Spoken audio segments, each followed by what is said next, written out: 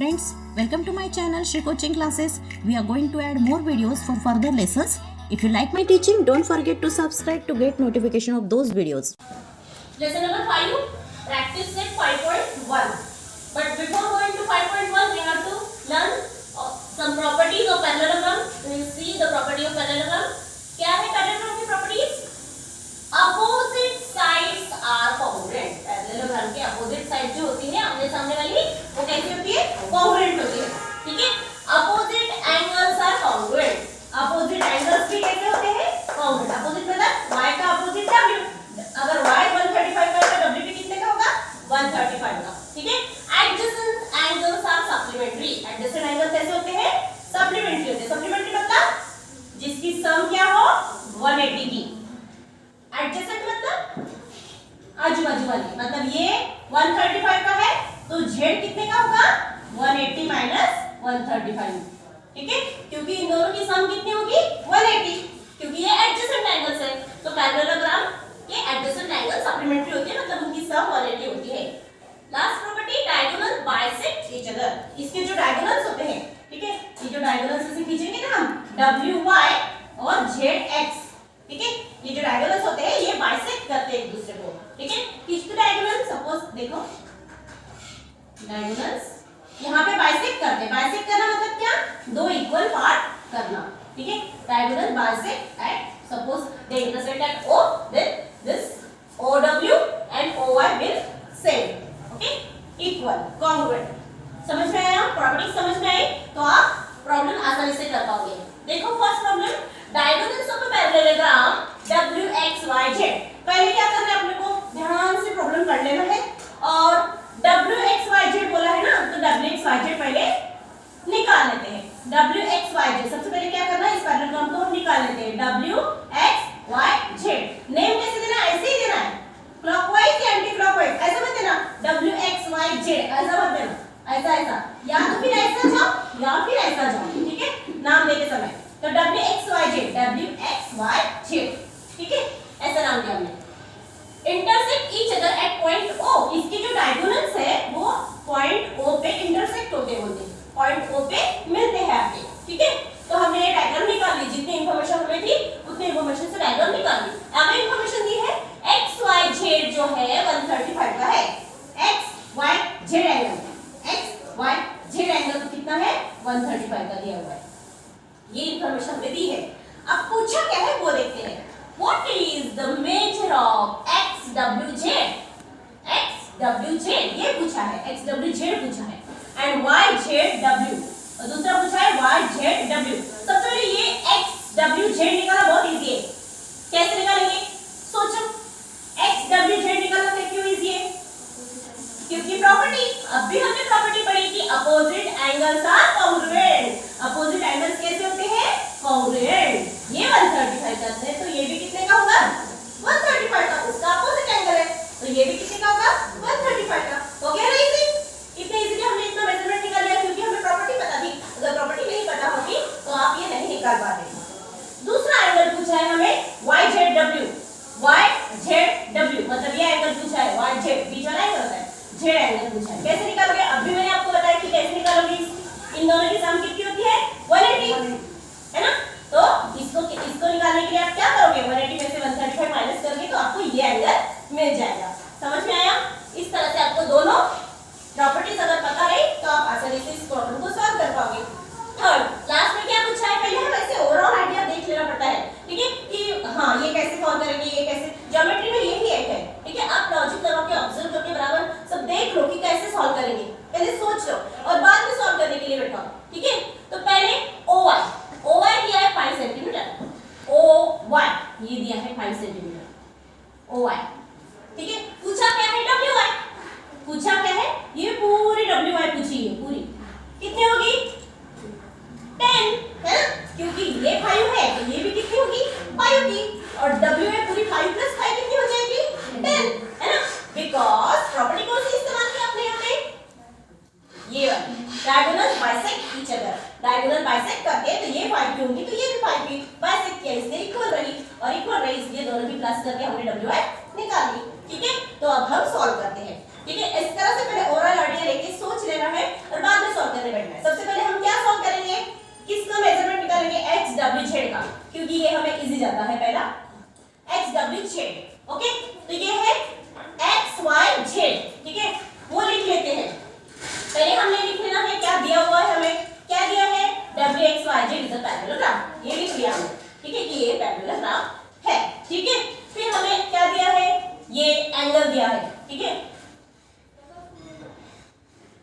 Angle X Y Z is equal to 135 ये दिया हुआ है, ठीक है।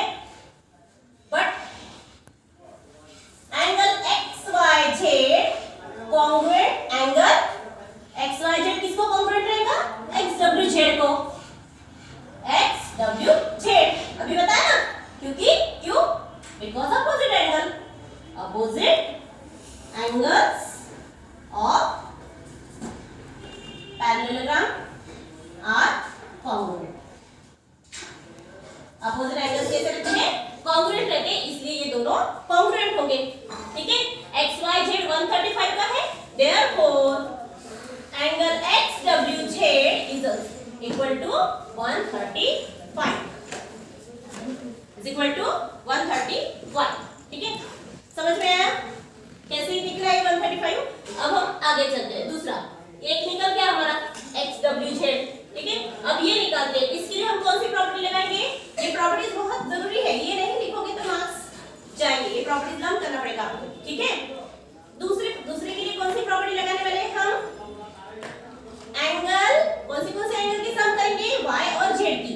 y को कैसे करते हैं? x y z, angle x y z plus angle y z w, plus angle y z w is equal to how much? 180 degree, is equal to 180 degree. क्यों? Because adjacent angles of parallelogram are supplementary, इसलिए supplementary मतलब उन दोनों की सम होती है 135। इसमें से आपको xyz पता है, ये देखिए xyz, ठीक है। xyz is equal to 135, is given, है ना, दिया है हमें 135, और yzw हमें निकालना है, yzw हमें निकालना है, ठीक है। तो निकालते हैं yzw is equal to 180 minus 135, 180 minus 135 कितना आता है? 180 माइनस 135 45, ठीक है, कितना है? 45। तो एडजेसेंट एंगल, ये जो है एडजेसेंट एंगल कितना हुआ? 45 का, ठीक है। yzw इज इक्वल टू 45, ये पूछा था हमें, और एक यहाँ पे हाँ ये पूछा था, ठीक है। और क्या देखे हमें ना, हाँ WY, अब ये निकालना है हमें WY, ठीक है, ये निकालना है। तो कैसे? इसके लिए कौन सी प्रॉपर्टी यूज करेंगे? डायगोनल्स बाइसेक्ट ईच अदर, ये वाली प्रॉपर्टी यूज करेंगे, ठीक है। तो लिखेंगे कैसे? अभी जो WY निकालनी है हमें, ठीक है, WY length WY is equal to, WY कैसी? इसकी डबल है, OY की डबल, OY दी हुई है ना, उससे उसके डबल, डबल मतलब क्या? 2 से मल्टीप्लाई, ठीक है, 2 से क्या करेंगे? मल्टीप्लाई। OY को अगर 2 से मल्टीप्लाई करेंगे तो हमें लेंथ YW मिल जाएगी। क्यों? क्योंकि diagonals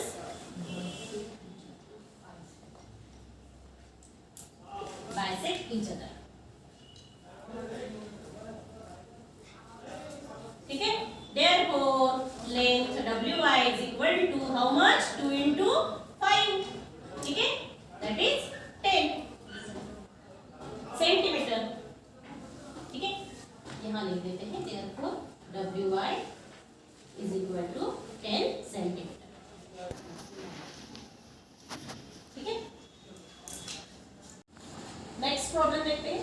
in a parallelogram ABCD, parallelogram क्या दिया है? पैरेललोग्राम ABCD है, करके दिया हुआ है, इसलिए हमने लिख दिया ABCD इज अ पैरेललोग्राम, जो गिवन है वो पहले लिख देना, ठीक है।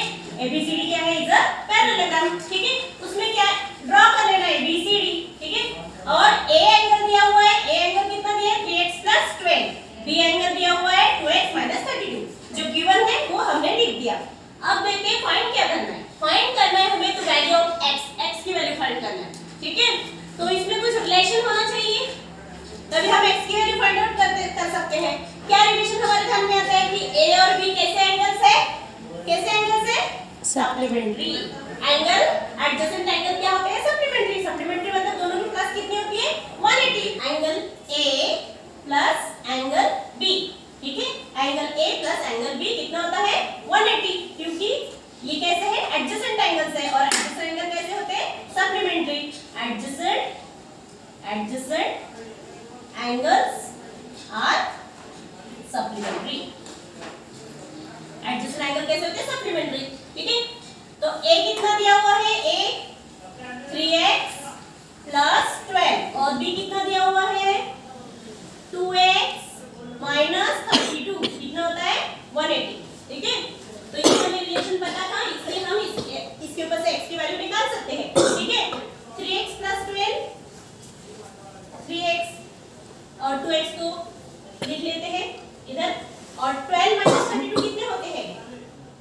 है, कितने होते हैं 12 माइनस 32 20, ठीक है, माइनस बड़े इसका sign 180, 3x plus 2x 5x, ठीक है, 180 में से 20 क्या करेंगे, माइनस नहीं करेंगे, ऐड करेंगे, क्योंकि इस तरफ जाएंगे तो इसका साइन प्लस हो जाएगा, ठीक है, कितना होता है 200, ठीक है, 5 को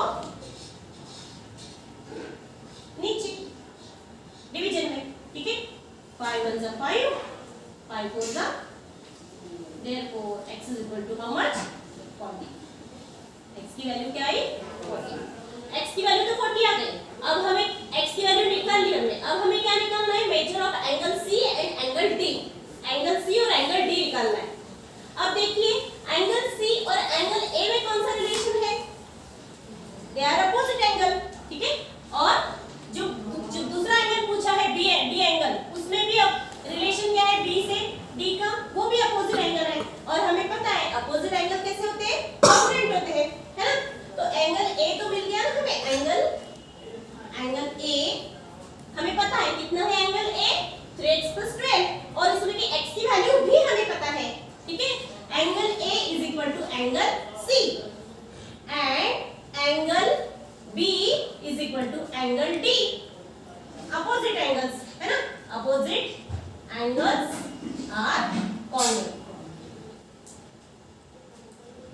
opposite angles are congruent, opposite angle कैसे होते हैं, कॉन्ग्रुएंट होते हैं, ठीक है, एंगल A हमें पता है, एंगल A हमें कितना है 3x + 12, और इसमें की x की वैल्यू भी हमें पता है, एंगल A की x की वैल्यू कितनी है 40, ठीक है, और angle A is equal to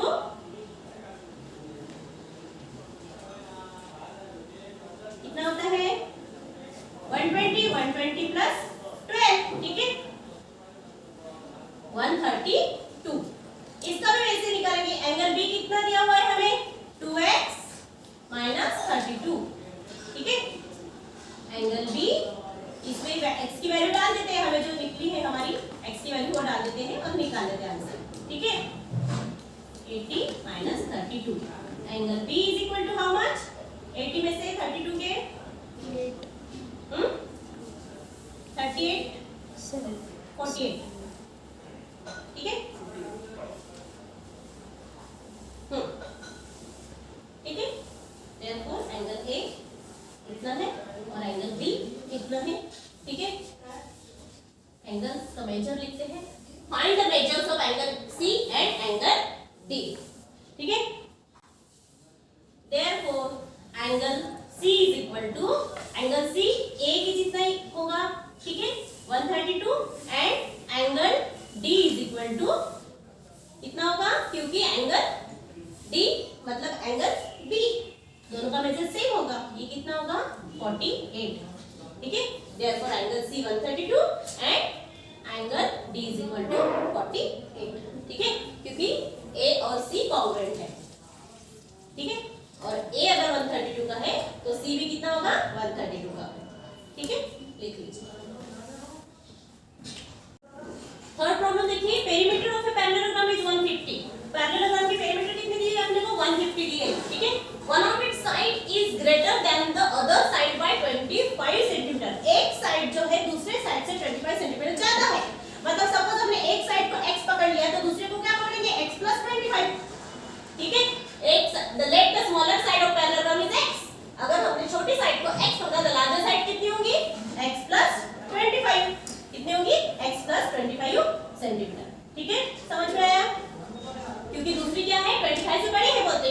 now find the length of all sides, सभी साइड्स की लेंथ हमें फाइंड आउट करनी है, दिया है पेरीमीटर, पेरीमीटर दिया है तो पेरीमीटर का फार्मूला लिखेंगे, पेरीमीटर का फार्मूला क्या है, perimeter of a parallelogram is equal to 2 bracket smaller side plus larger side, ये फार्मूला है, ठीक है, 2 स्मॉलर साइड कितनी है x और लार्जर साइड कितनी है x + 25, लार्जर साइड है x + 25, और पेरीमीटर कितनी दी है 150, पेरीमीटर दी है 150, सो 2x + x कितना होता है 2x + 25, ओके, 2 इधर मल्टीप्लिकेशन में है तो डिवीजन में लेके आ जाएंगे, ठीक है, और इधर क्या बचा 2x + 25, ठीक है, कितना हो जाएगा 75,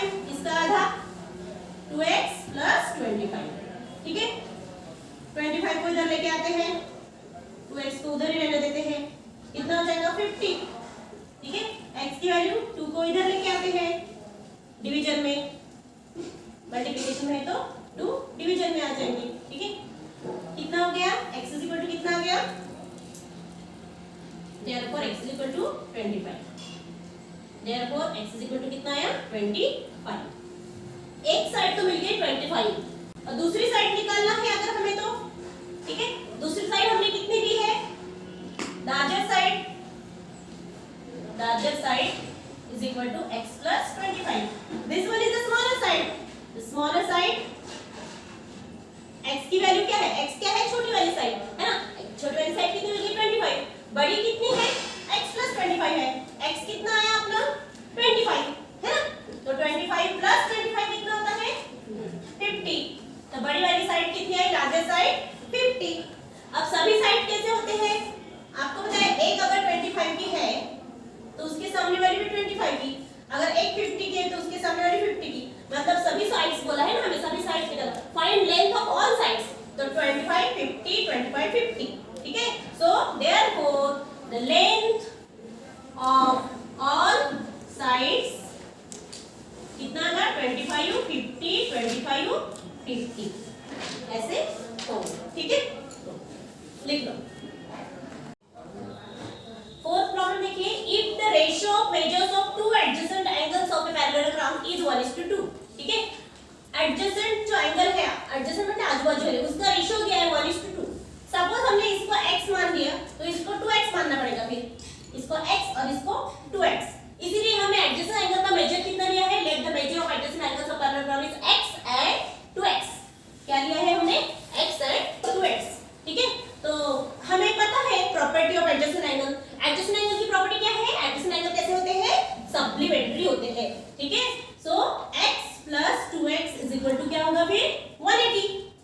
क्यों, because adjacent angles of parallelogram are supplementary. कैसे होते हैं, सप्लीमेंट्री होते हैं, मतलब उनकी सम कितनी होती है 180 की, इसलिए हमने उसकी सम कितनी लिखी 180। ठीक है, कितना होता है x plus 2x, how much 3x। ठीक है, 180, 3 इधर चले जाएंगे, डिवीजन में मल्टीप्लिकेशन में है तो। ठीक है, x इज इक्वल टू कितना हो गया 60। ओके, 60 हो गया। अभी हमें क्या पूछा है, find the measures of all angles of parallelogram, all angles.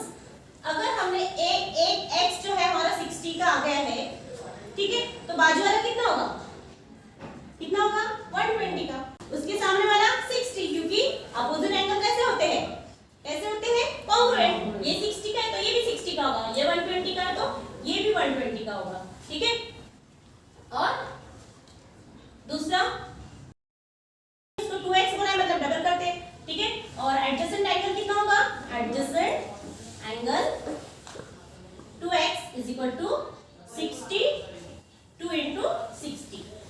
ठीक है, that is 120 degree, adjacent angle हो गया 120 डिग्री। देयरफॉर ऑल एंगल्स पूछा है हमें, ऑल एंगल्स। ठीक है, ऑल एंगल्स पूछा है ना, find the measure of all angles. Therefore all angles of parallelogram are 60 120 60 120। Okay, done. Fifth problem देखिए, diagonals of a parallelogram intersect each other at point O। ठीक है, डायगोनल AB है, AB 13 दी हुई है, ABCD ये दिया हुआ है। ठीक है, ABCD क्वाड्रेंट का नाम ABCD होगा, ABCD, इसमें से हमें AB दी हुई है 13, AB कितनी दी हुई है 13। ठीक है, तो क्वाड्रेंट का नाम है इस ABCD, निकाल लिया हमने, AB को 13 दे लिया, आगे और क्या क्या दिया है, AO दी है 5 और BO दी है 12। AO कितनी दी है 5 और BO कितनी दी है 12, जो जो दिया है वो हमने पहले जो गिवन है वो हमने लिख लिया। ठीक है, तो लिख लिया हमने, अब क्या निकालना है, show that ABCD is a rhombus. तो सोचना पड़ेगा हमें कि रोम्बस है, ऐसा हम कब शो कर सकते हैं, रोम्बस की भी प्रॉपर्टी आपको पता होनी चाहिए। ठीक है, हमें डायगोनल्स दी है, डायगोनल्स दी हुई है, तो डायगोनल्स के ऊपर की ही प्रॉपर्टी हमें सोचना पड़ेगा। रोम्बस की डायगोनल की property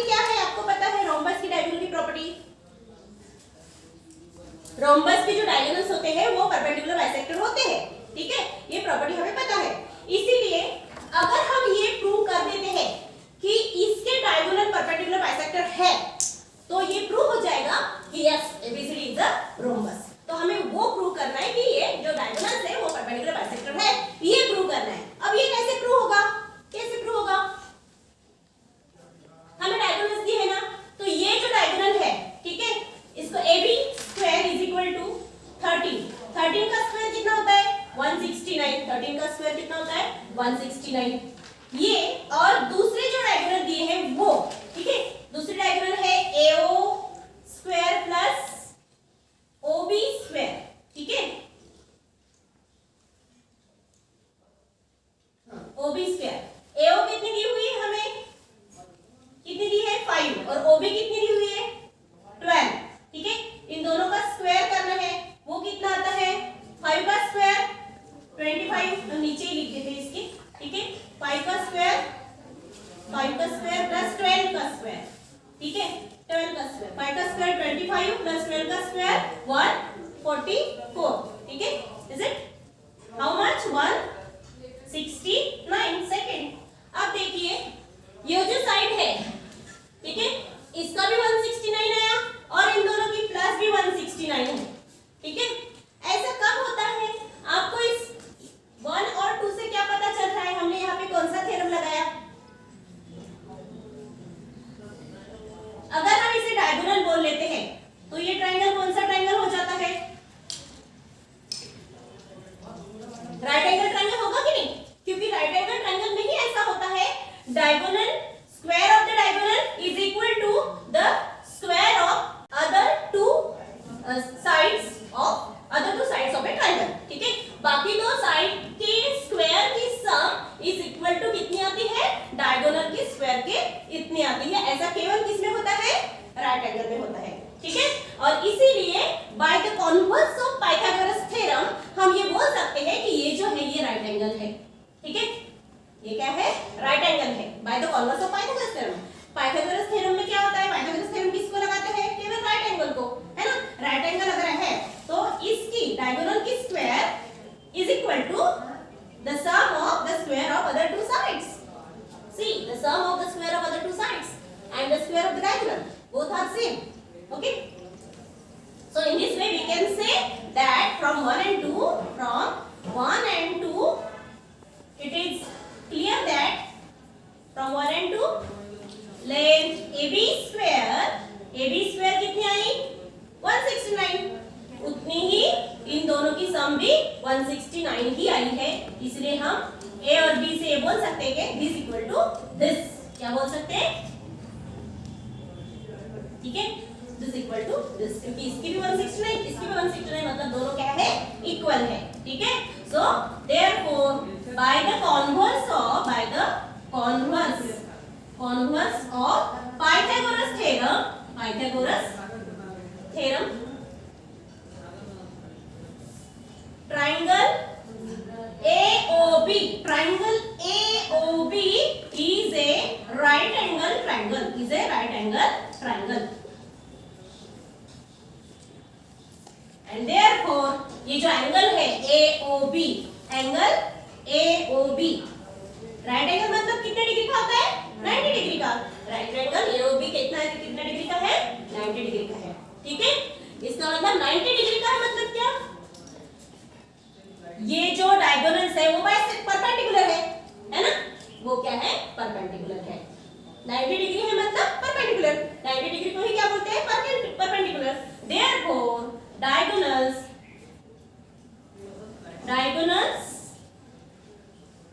of parallelogram of given parallelogram are perpendicular.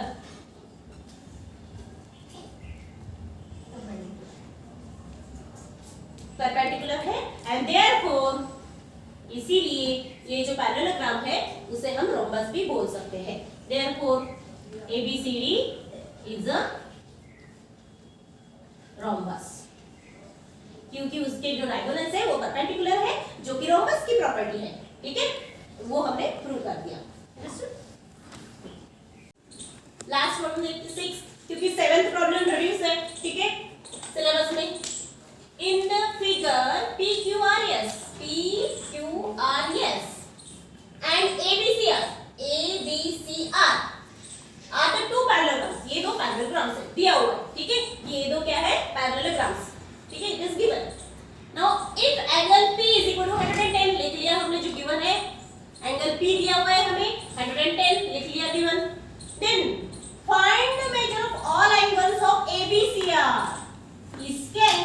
करने, ठीक है। कैसे करेंगे? P एंगल दिया हुआ है, ये जो R एंगल है ये इस बड़े का भी है, बड़े पैरेललोग्राम का भी है R एंगल, और हमें प्रॉपर्टी पता है कि अपोजिट एंगल्स आर कॉन्ग्रुएंट। तो ये 110 का है तो ये भी 110 का होगा कि नहीं? क्योंकि angle P is equal to angle, measure angle P is equal to major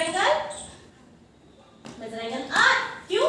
because opposite angles of parallelogram are congruent.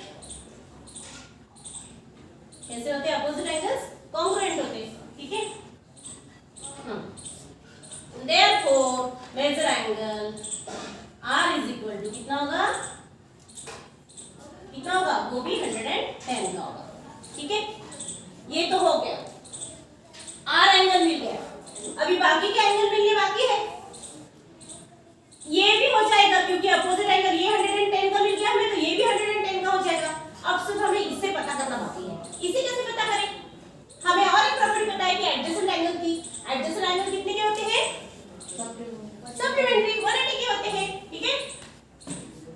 Angle C plus measure angle C plus measure angle R is equal to 180 because adjacent angles are supplementary.